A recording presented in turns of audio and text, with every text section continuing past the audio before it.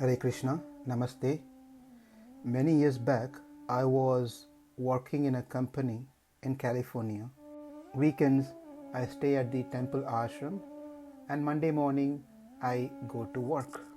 On one of those Monday, when I went back to work and got to my desk to log in, my manager called me into his room and he said, "You don't need to log in. You can go back." I didn't get the message. I should go back where? Well, we had to do some cost cut, so we ended your contract. Good luck for your future findings. And he let me go. I packed my stuff and I was walking out. I saw another colleague of mine was still there. Then I understood that this cost cut did not impact everyone in the company, but just few, including me. I was upset, I was angry, and decided it was that manager who was the cause of my situation, losing my job. Last year, I was driving on one of the street close to my house on a normal speed, whatever the speed limit was. But near a signal, a junction, one of a school kid was driving a SUV, turned with full speed and hit my car, and the car was totaled. I was upset, I was angry on this crazy kid who was cause of this incident. Last year, end of last year, I went to take care of my mother for her knee surgery, but then ended up doing funeral ceremony for my father. I thought that the doctors were the cause of my father's death. I was upset, I was angry on these doctors who were the cause of losing my father. This list grows and will continue to grow, and I'm pretty sure each one of you who are hearing this may also have a similar list from your life experience, which makes you upset, angry on those people who caused something in your life. Now let's see what the great Itihasas Ramayana and Mahabharata can offer us on this topic. First, let's see from Ramayana. Bharata is said to be the embodiment of a true Vaishnava. He assumes even the sins of others as his own. First of all, we people will not even accept our own mistakes. Where is the question of we extending ourselves to accept someone else's mistakes? Rather, we'll try to put our mistake on someone else's shoulder. Whereas a true Vaishnava like Bharata never commits any mistakes in first place, and to go above and beyond, he also happily accepts the mistakes of others. That shows his greatness. That is one of the reasons his name is Bharata, where he takes the bhara, the weight of someone else's mistakes. In the Valmiki Ramayana, there was a question: who was the cause of the misfortune that took place in Ayodhya? Ram was exiled for 14 years into the forest. Dasaratha left the world.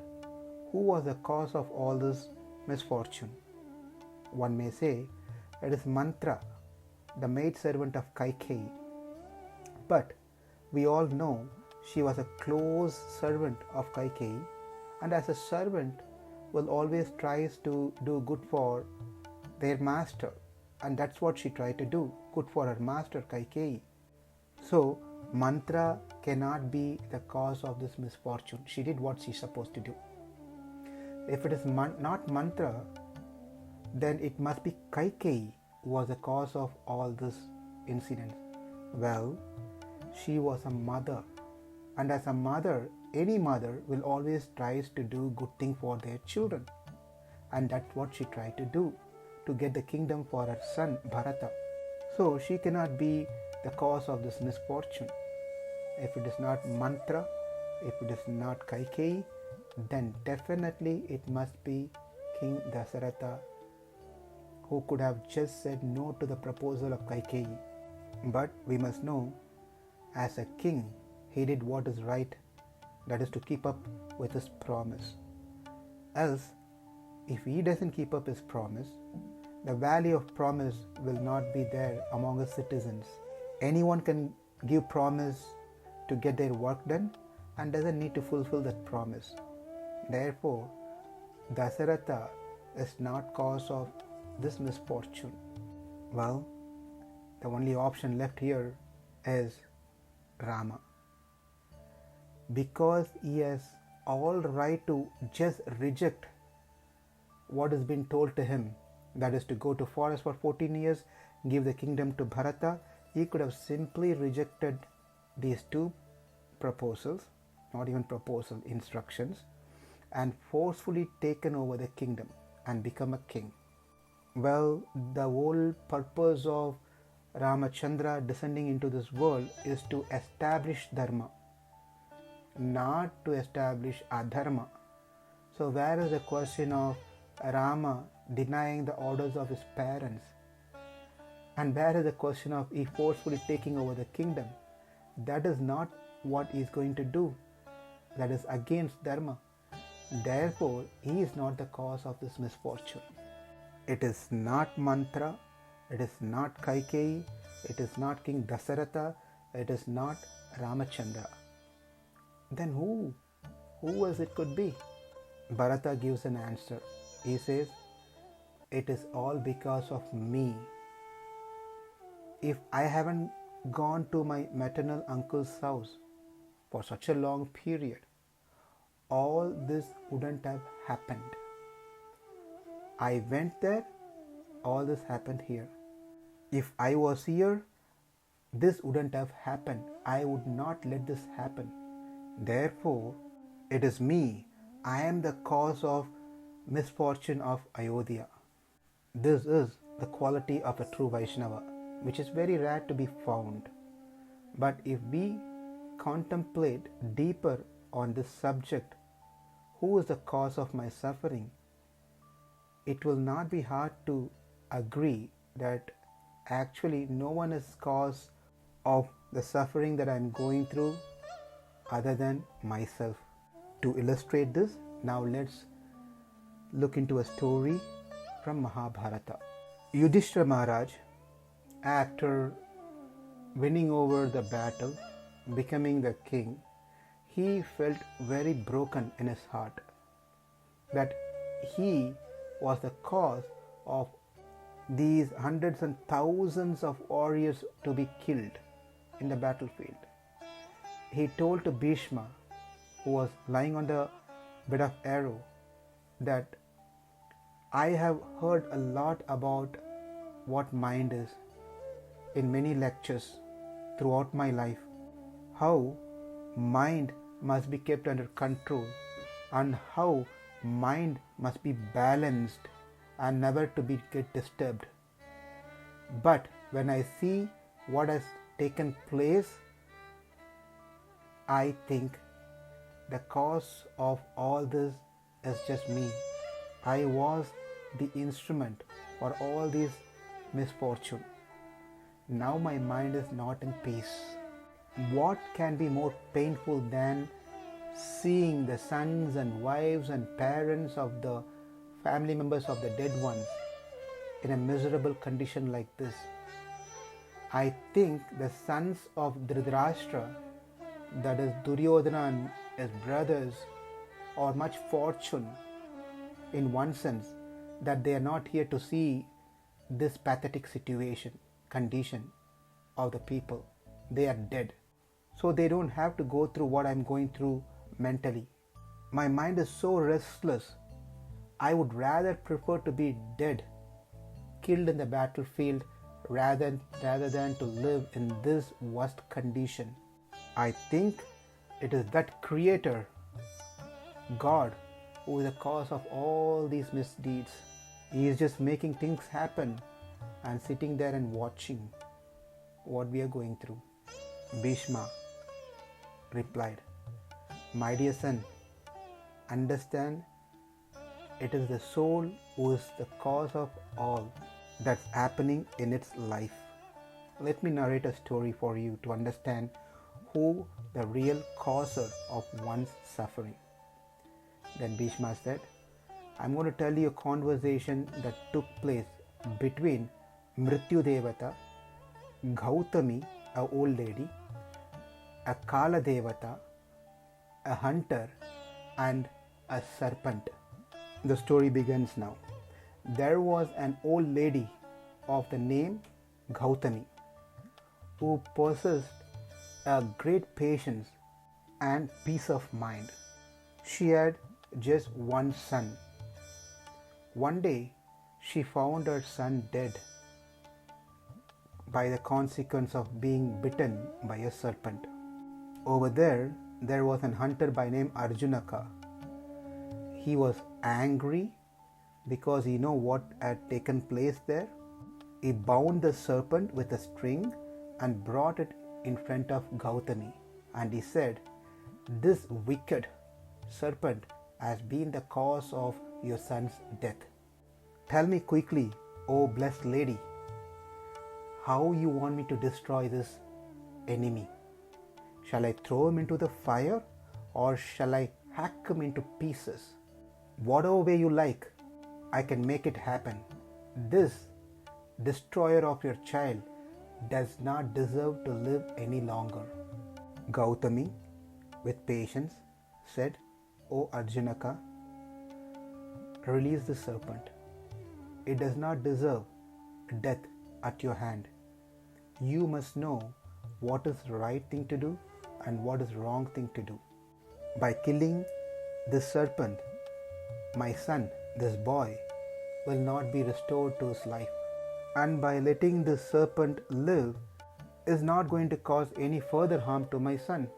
The hunter said, Oh lady, I know what is right and what is wrong. What you're saying is not for a brave person. These dialogues are for people who doesn't have courage to face the challenges of the life. Therefore, I must kill the serpent. Your grief will only be taken care, addressed by killing this destroyer of your son. Gautami replied, A sane people will never get afflicted by such misfortune. Such people will always try to follow the virtue, the dharma. The death of the boy was predestined. Therefore, I am unable to approve of the destruction of the serpent. And also, having a revengeful mentality is not good. It only leads more pain to that person. Therefore, O good man, forgive and release the serpent out of compassion. The hunter was not convinced. He said, I do not agree. When someone is harming us, we must take an action against that person. In this case, the serpent must be killed with no consideration. Gautami replied, What good is there in tormenting and killing an enemy? And what good we want earn by not letting this enemy go? Therefore, why should we not forgive the serpent and earn some merit by releasing it? The hunter said, Well, I can release this serpent, but it's going to continue its job of biting many more other entities. Therefore, let's immediately destroy the serpent without any further investigation, without needing to talk about anything else like forgiving and so forth. Although repeatedly insisted by the hunter to destroy the serpent, Gautami was still with her principle. She didn't want her mind to fall into sinful act. While this conversation was going between Gautami and the hunter Arjunaka, an interesting thing took place. The serpent, painfully bound with a cord, started speaking, uttering few words slowly. It said, "Oh, foolish Arjunaka, what fault is of mine? I have no will of my own. and I am not independent. I did not do anything to this boy by myself. The hunter, raising his eyebrows, having questioned his mind with a great anger, said to the serpent, "What do you mean? It is you who killed this boy." The serpent said, "No, it's not me. It is Mrityu Devata who sent me here to perform this job. By his direction, I have bitten this child. It is not out of any anger or out of my choice that I did this act. Therefore, I am not the sinner. I not to be punished." But the hunter said, "Nevertheless, you were also part of this program. Therefore, you must also be punished." And the serpent gave an example. "Listen, a potter's wheel, the rod, and other things that are used to make a pot are not independent causes. There is a pot maker. The pot maker uses the potter's wheel, a rod, water, etc. to make the pot. Likewise, I was just an instrument. I am not independent cause of this boy's death. Therefore, it is not my fault. You should not blame me. For every effect, there is a cause. And for this boy's death, I am not the cause. So I do not deserve death on this account. I am not guilty of this one." Then the hunter said, "You may not be the primary cause, but you are still an agent in this matter. Therefore, whether you are a primary cause or an agent, you must also be punished. You deserve to be killed." The serpent again said, "Think properly. How can I be the cause? Don't make mistake by simply punishing me when it is someone else who is actually the causer." The hunter said, "You talk too much. There shouldn't be any further conversation on this matter other than simply to kill you." While the hunter was ready to chop off the snake, the serpent, Mrityu Devata arrived on the spot. "I heard my name is being called here. Please stop. It is not the serpent cause of this boy's death. And also it is not me who is the cause of sending this serpent to bite the boy." The hunter asked, "If it is not the serpent, if it is not you, Mrityu Devata, who else could it be?" Mrityu Devata said, "I am being guided by Kala Devata. Under the instruction of Kala Devata, I influence the snake. Because of my influence, the snake have bitten the boy. Like how the clouds are tossed hither and thither by the wind, the serpent and I are influenced by Kala Devata.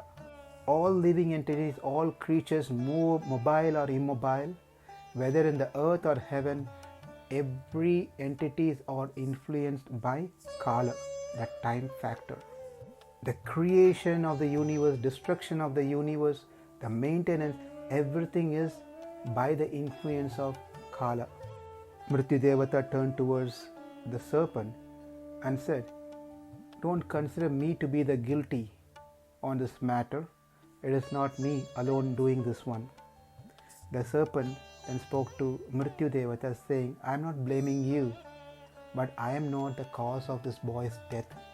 All I know is I have been directed by you. If it is not you, if it is someone else, let this hunter know who that person is. If you say that is Kala, then hunter, you go look for Kala Devata. Don't punish me." The hunter then said, "Well, you, serpent, and Mrityu Devata both needs to be punished in that case." Mrityu Devata said, "Well, I just told you, I am not independent. I am depending on Kala Devata. Under his instruction, I take action, not otherwise." As this conversation was going on, Kala Devata arrived on the scene and he spoke, "Neither Mrityu, nor the serpent, nor I are guilt of death of this boy. We are simply executing the cause of the event.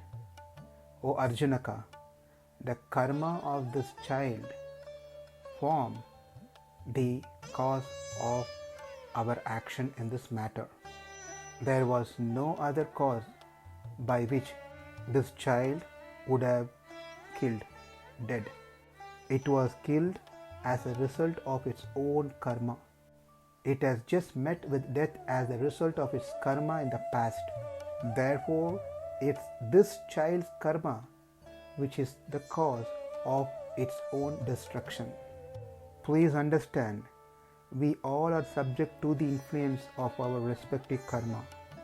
As light and shadow are related to each other, so are men related to karma through their own actions.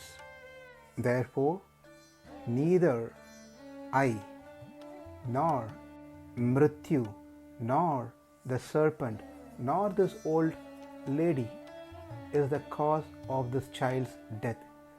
It was he himself the cause of his death. Upon hearing this, the old lady Gautami repeated the same to the hunter, that neither Kala, nor Mrityu, nor the serpent is the cause in this matter. This child has met with death as a result of its own karma. Then the hunter asked, if it was that boy's karma that boy suffered, then why are you impacted? Losing your son, only son was with you. Smilingly, Gautami said, that is because of my karma that I have to go through this separation of my son. Hearing this, Arjunaka the hunter realized the truth and released the serpent. The serpent went deep into the forest. Kala Devata left, Mrityu Devata left, and the hunter left with peace of mind. This is a beautiful story told to Yudhishthira Maharaj by Bhishma. Hearing the story, mind was in peace. Let us also remember the story when such events happens in our life. It is not necessary the event should be so severe. It could be even a simple interaction with someone else who may cause some disturbances, or someone blames us for those things that we have not done. It is all simply our own karma which we created in our previous lives, and we are just paying them back. Therefore, no one can be the cause of our suffering other than oneself. Thank you. Hare Krishna.